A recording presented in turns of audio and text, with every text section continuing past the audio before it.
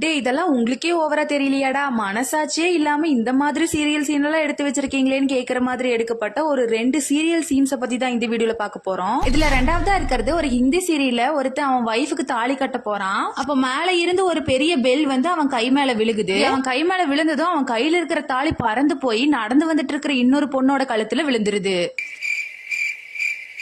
அப்படி கை மேல பெல்லு விழுந்தாலும் கையில இருக்கிற தாலி கீழே தானடா விழுகணும். அது எப்படிடா இனியொரு பொண்ணோட கழுத்துக்கு பறந்து போய் விழுகுது?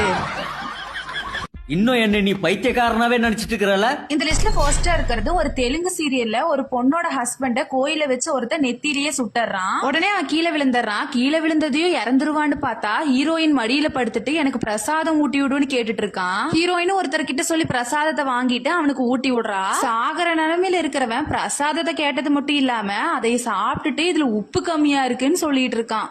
எப்ப பார்த்தாலும் சோறு சோறு சோறுன்னு. இது கூட பரவாயில்ல, அடுத்த சீன் தான் அல்டிமேட். அந்த நெத்தியில இருக்கிற குண்டோடவே அவன் கார் ஓட்டிட்டு போயிட்டு இருக்கான். நெத்தியில புல்லட்டை வச்சுக்கிட்டே எதுவுமே நடக்காத மாதிரி ஏதோ பிக்னிக் போற மாதிரி கார்ல போயிட்டு இருக்கான். போயிட்டு இருக்கும் போதே ஒரு இடத்துல வண்டி நிறுத்துறான். உடனே ஹீரோயின் ஏன் வண்டி நிறுத்துறீங்கன்னு கேக்குறா. நீ சீட் பெல்ட் போடு அப்பதான் நீ சேஃபா வருவேன்னு சாகர நேரத்துல காதல காட்டிட்டு இருக்கான்.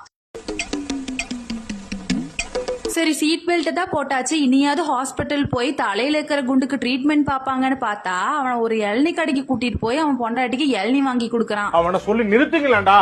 அவன் நிறுத்துற இளநீ குடிச்சிட்டு கம்முனு கிளம்பி வராம அந்த இளநிய வெட்டி அதுல இருக்கிற தேங்காயை சாப்பிடணுங்கிறதுக்காக அந்த இளநிய வெட்ட சொல்றான். சரின்னு அந்த இளநீ கடைக்காரனும் தேங்காயை வெட்டுறான். அப்ப அவன் பக்கத்துல ஒரு 4 வடை இருக்கு. அவன் வெட்டும் போது அந்த தேங்காய் அந்த வடை மேல பட்டு அந்த வடை பறந்து வந்து ஹீரோயின் மண்டையில பட்டுருது. அந்த வடை வந்து ஹீரோயின் தலையில பட்டதுனால ஹீரோயினுக்கு ரொம்ப பெரிய அடிபட்டு கீழே மயங்கி விழுந்துடுறா.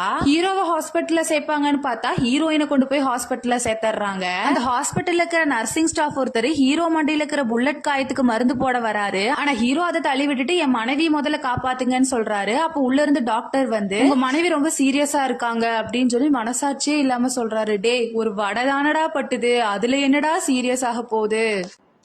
உடனே ஹீரோ உள்ள போய் ஹீரோயினை பாக்குறான். அந்த வடை பட்டதுனால அவளுக்கு தலையில பெரிய அடிபட்டு தலை ஃபுல்லா கட்டு போட்டு படுத்துட்டு இருக்கா. ஹீரோ பேசலான்னு பேசிட்டு இருக்கும் போதே வடை பட்டு சீரியஸான ஹீரோயின் இறந்து போயிடுறா. தலையில புல்லட் பட்டும் சாகாத ஹீரோ அதை பார்த்து ஷாக் ஆகி அழுகுறான். என்ன மனுஷன்